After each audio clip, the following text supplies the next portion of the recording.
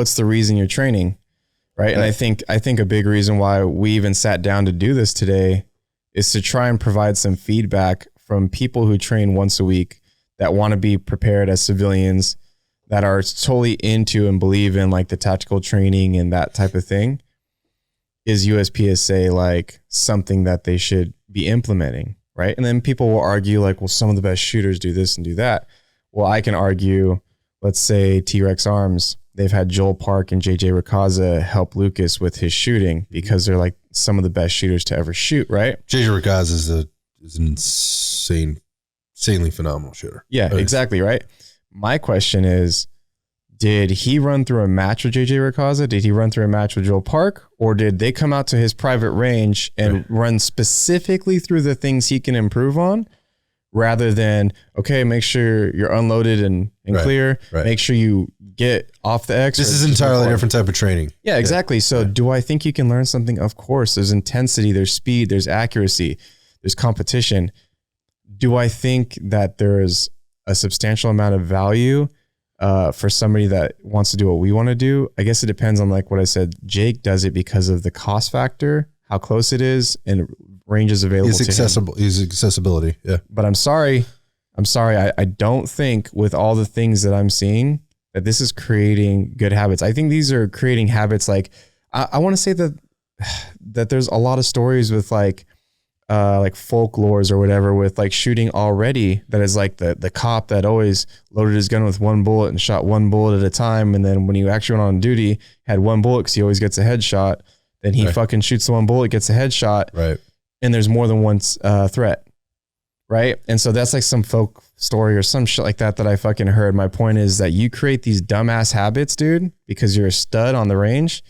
What's going to happen if you ever had to use that? Yeah, so here's another potential like disaster. So I think this was in the 60s. Do not quote me on this. It was some time ago. It might have been the 70s. And I believe it was here in California, and I believe it was down near sort of maybe like the Magic Mountain area, so like Valencia, California, kind of in that area. And this involved highway patrol officers, and there was a chase, and there was like it was like between like 4 and 6 of these officers got into a shootout with the bad guys, right?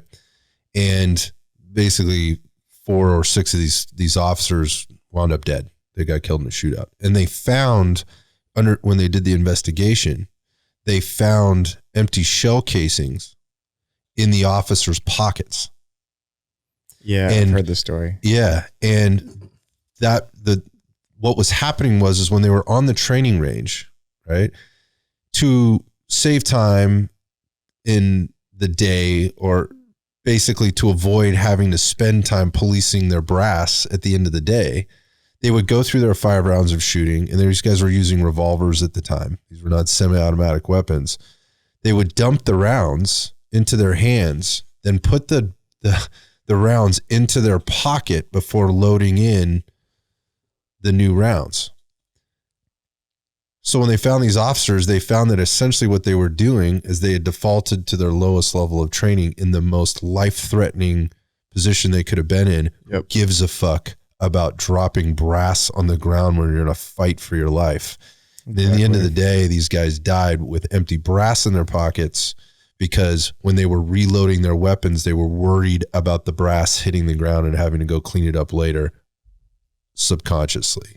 That's exactly my point. And so this, to your point, like you're always going to default to that lowest level of training, or the training that has been continually drilled into your brain over and over and over again. And so if what you're saying is if you're continually standing on the X, then that's exactly what you're going to do when the shit hits the fan. You're going to stay on the X. Exactly.